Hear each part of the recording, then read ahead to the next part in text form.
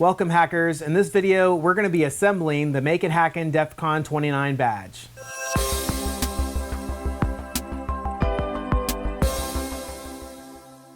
This video is sponsored by JLC PCB, where you can get custom PCBs for $2. And this is where I got the PCBs for my project.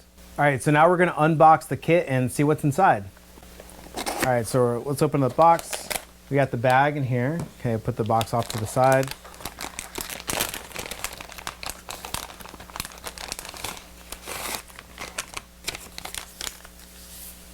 Okay, we have a packing list, as well as the GitHub link and QR code. You can scan that or type the address into your computer, get much more information that you need. Here, this is what we have our screen and battery pack attached to. There's legs that kind of poke through the styrofoam, so just be careful. That's why they're in there. Okay, we have this component breakout right here. This is most of the components you need. We have our lanyard. In a pink bag will be the ATtiny85. This has been pre-programmed. I was able to pre-program this. Really excited about that part, but we'll put this off to the side. We have a couple stickers. MakeItHackin stickers. This one was one that I made for the DEF CON sticker contest. I got second place. And then this is the general MakeItHackin sticker. So feel free to put these on your laptop or anything else. We have our batteries. And last but not least, the circuit board. This is the MakeItHackin DEF CON 29 circuit board. All right. So this is basically everything that you need. When deciding how to put these components into the kit, I thought, how should I do this? Because I know if I was making this kit, I would want it kind of easily done. So I broke out everything with its corresponding name that I named it in the circuit software. Now, it might not be the best naming convention because I kind of just used the default for some of it, but I labeled them here. And if you go to the GitHub link with all the instructions, you'll see that everything kind of corresponds to these names here. So that's how everything is labeled. So that's all the components that you have. You'll need some tools, okay? So what tools will you need? You will need some diagonal cutters. You'll need some tweezers. You'll need some solder paste and a way to apply that solder paste onto the circuit board. If you have a small sort of tip like this, then you could theoretically do it with that. Some of the pads are small, so you might have trouble more than others. Or you can sometimes apply the solder paste to some tweezers and then apply it like that. However you normally do it. This kit is not for beginners. It's for people who already have surface mount experience. So however you do it, I'm going to be using a stencil, doing it the easy way. If you want to make a stencil, feel free. The files are going to be in the GitHub link so you can get one made. You also might want some flux if you need it, if you do that sort of thing.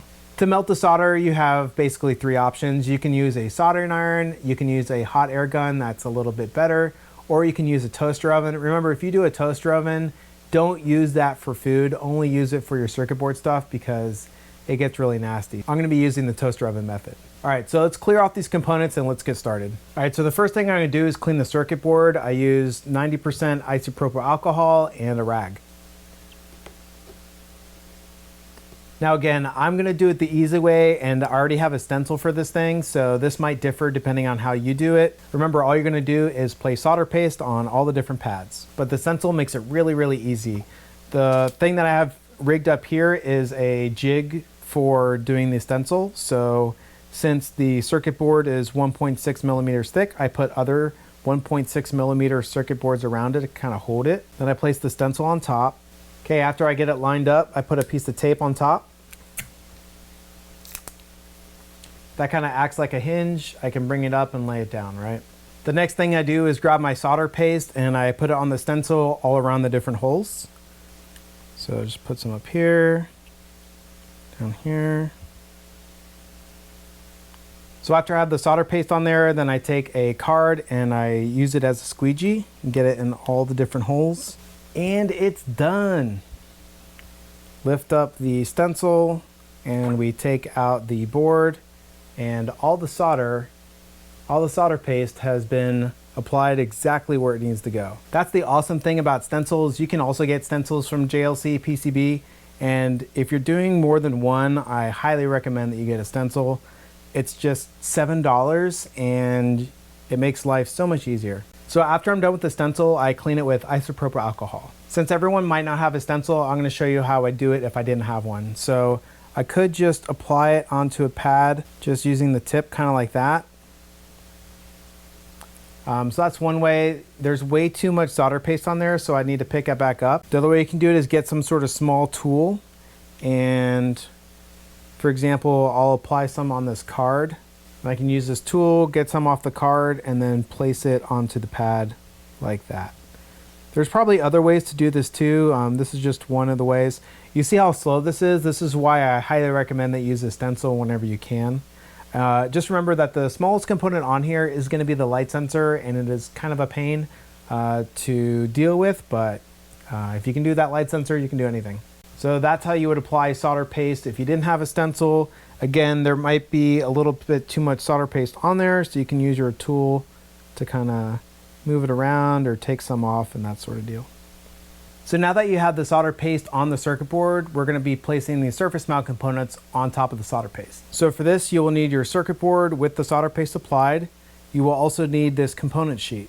We're going to do all these surface mount components first. There's a couple components here that are through hole. We're going to wait for those later. There's not any particular order that you need to do this in. I'm just going to start with the NeoPixels and move my way down. So this is held on by Scotch tape. Just kind of use your tweezers to get it off.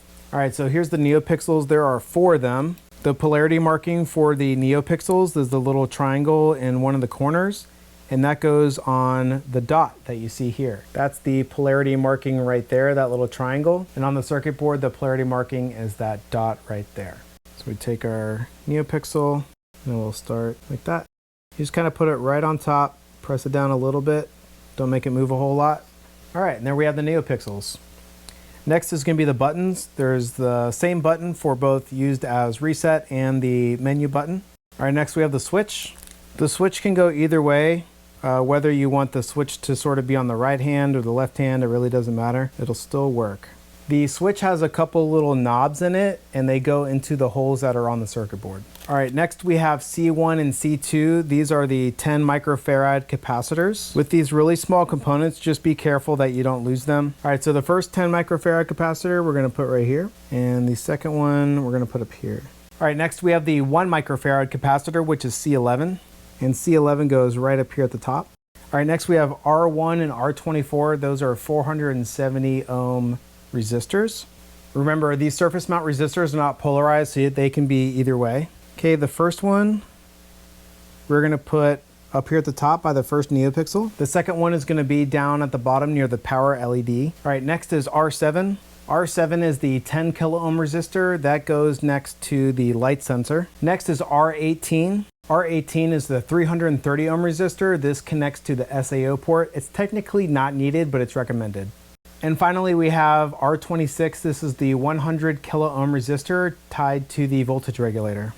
All right, so that's the left side of the components. Now we move to the right side, and the first component is our diode, D4. So this is how you're going to be placing it on the board. The marking is going to be on the left-hand side, and the numbers and letters should be readable. And it goes right there.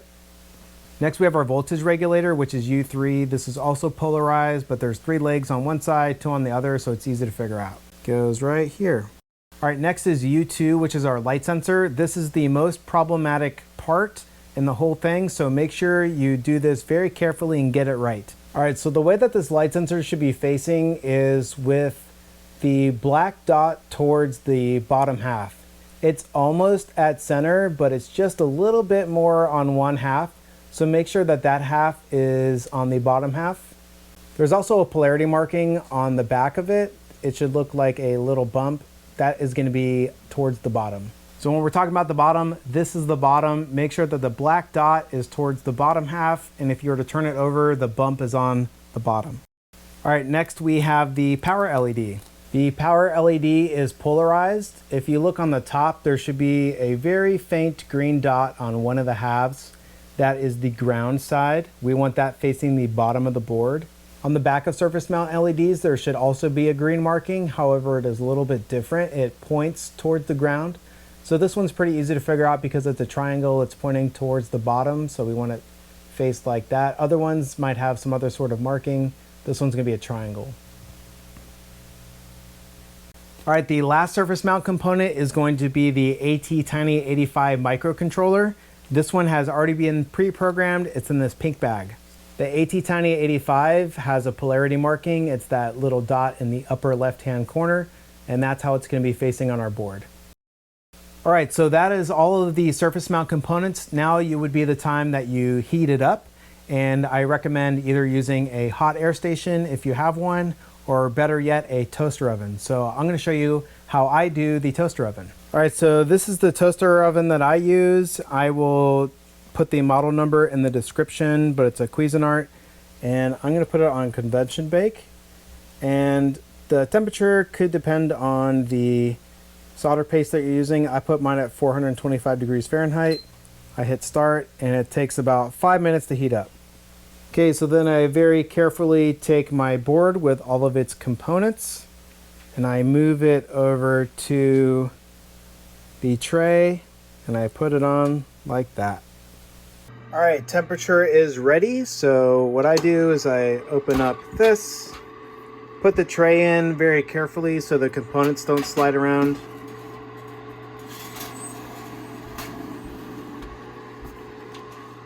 And I wait for 6 minutes. All right, time is up. For me, I just hit stop or turn it off, and then I open up the door. Everything is still really hot and the components can move around, so I just kind of leave it like that. Once it's done cooling down, I will take it out. So I do recommend the toaster oven. If you don't have one dedicated to surface mount soldering, then I would do hot air, which I will demonstrate. And if you don't have one of those, you can do it with a soldering iron, but definitely recommended that you do it with hot air or a toaster oven. All right, so first I need to apply the solder paste. So I'm gonna see if I can get it with this syringe that's just kind of already on the solder paste. You don't really need a whole lot. We're just gonna kind of do it like that. I'm gonna clean it up a little bit with this tool here, just kind of push it around the pad a little bit. Definitely not as nice as using a stencil. It's possible that you could get some bridging, so just be careful. But the good thing about surface mount soldering is that it wicks up. I'm gonna now place the resistors on there. So we have one here. And again, this is just a demo board. It's not part of the project. I'm just gonna show you how to heat it up using a soldering iron and then hot air. For the soldering iron, I use a Weller, and I'm gonna switch out this tip to the nice pointy one since I'm doing surface mount soldering. Don't grab your soldering iron while it's hot, obviously. Okay, we're gonna turn that on and let it heat up. All right, now the soldering iron is heated up. I set mine to 650 degrees Fahrenheit. All right, so I'm just going to try and touch the pad as much as possible. Just kind of let it heat up. Okay.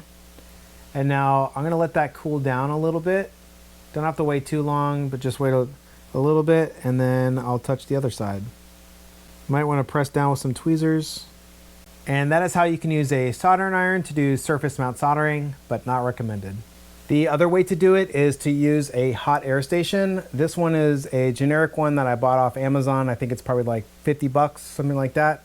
And let's see, I have it set to 387 degrees. And with the air pressure, I have mine set to 3. You don't want to blow the components all over the place. And here we go, this is what this looks like. So you'll see that the solder starts melting. You can kind of approach it from different angles, get heated up, and you'll see the solder turn silver, and that's when it's good to go. This other one kind of moved a little bit, so you may want to just kind of, fix it while it's hot, and there we go. And that's how you can use the hot air station. All right, so now the badge is cooled down, let's take a look at it. And this is the reason why I love the toaster oven. Look at these soldering joints. They are just so nice and clean. And just taking a look at this, I don't think I have to do any rework. This is all with the toaster oven and stencil. The stencil helps to kind of keep it really neat. If you did need to fix any of this stuff, I would recommend that you use some flux, pick up the part and put it back down. Remember that the light sensor is going to be the most painful part. So as long as you put it on right and it looks good here, you should be fine. All right, so now that we have all of our surface mount components attached to the board, we're now gonna solder on the through-hole components. So the first component that we're gonna start with is the screen. I've tested these before I sent them out to you, but just to show you how I tested it, I placed it into this little board like this, just make sure it turns on. These are really a pain to solder. That's why I've tested them beforehand, because if you solder it on and then it doesn't work, then it's kind of a pain to desolder. To help align the screen, I've made this 3D printed part. It's not included in the kit, but I do have the file available on the GitHub if you want to print it. I really only designed the part because it's a little annoying to align the screen, and I was doing a lot of these for the fully assembled badges, so I just have it anyway. But let me kind of show you what I'm talking about. When you put in the screen, it kind of doesn't set even, so it does have some flexibility to move up and down that way as well as this way.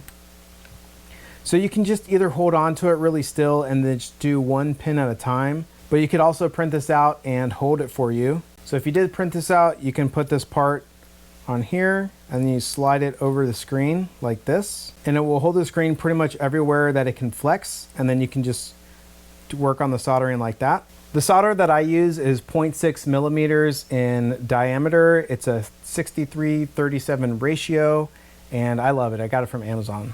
All right, so I don't recommend starting with the bottom one. The bottom one with the ground takes a little more heat, so I'm just gonna start with the top one. Now would be a good time to check and make sure everything is good. If it's not, or you wanna realign it, this is the best time to do that. Only do one pin and then make your adjustments. But everything looks fine, so I'm gonna go ahead and move on to the other ones. I don't have a fume extractor set up. Sometimes I use a little mini USB fan, but since I'm not doing that much soldering, I'm just gonna blow it away.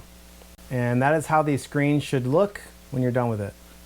All right, next we're gonna grab one of our components from here. It is the U$3 component. That is our SAO connector. That goes down here, and the little bump is gonna be on top. Put it just like that, and this again can kind of flex a little bit, so turn it over and just do one pin first, and then you can align it, realign it if you need to. This one looks pretty square. So I'm just going to go ahead and continue to solder. Boom, and that is the SAO connector. The last piece is our battery pack. It comes attached to the foam, so we just pull this out. Just be careful, it's got these really long legs. Those legs go in right here, okay? And I recommend doing this one first, the one on the left. That is the positive side. The ground side is just a little bit harder because it's got more metal that it's touching. So let's go ahead and do the positive one first. Okay, we're gonna check the back and look at the alignment. Alignment looks fine. You can fix it if you need to. And then we do the ground. This ground one is a little bit tough. There's just so much metal, so it might take longer for the solder to kind of drop on the pad, but it should look something like this. Okay, now we have these extra legs. What are you gonna do with these really long legs?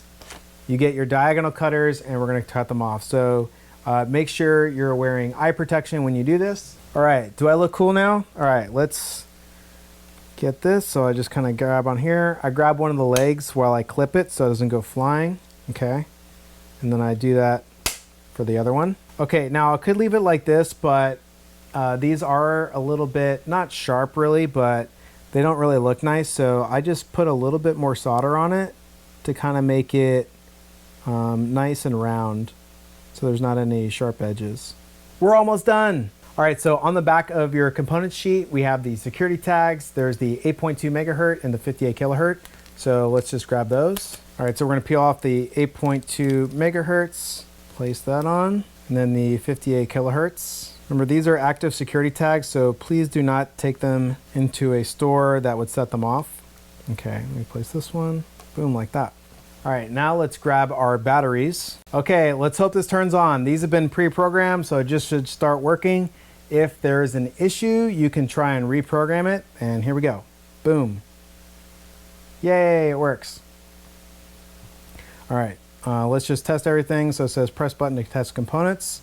We got our light sensor value, that's good. When we cover it up, it moves. If you notice that the light sensor value is reading really low when it's bright, or you don't get numbers above like 100 when it's bright, most likely you have it turned 180 degrees. If you do have it turned 180 degrees, and remember there's the black mark that should be on the bottom, I recommend that you use flux to try and get that light sensor off the board, because it is so small that if you try and desolder it, it's really hard to desolder if you don't have flux and keep the component intact. All right, next we have our night light mode. So press that and looks like all the lights are coming on. That's good. And then next we go into our demo mode. Shows the loading screen as well as these LEDs. So yeah, everything works. That's great. Finally, we put on the lanyard and we are good to go. You should have one piece left in your kit. It should be this tiny 2x3 female connector. It goes up here in the programming port. That is if you want to reprogram this, and you really don't even technically need this. It just makes it a little bit easier depending on your situation. So this is an optional thing. If you want it, you can just kind of put pogo pins or whatever into the programming port, or put the male pins in there and just kind of like bend them a little bit. So this is optional. All right, thanks everyone for supporting this project. I really appreciate it. Let me know if you had any problems putting the kit together. Let me know if there's like processes or procedures that you've done that I haven't done that are awesome. I'm really looking forward to next year's DEF CON and seeing what badge I come up with then. If you have any suggestions, let me know in the comments below.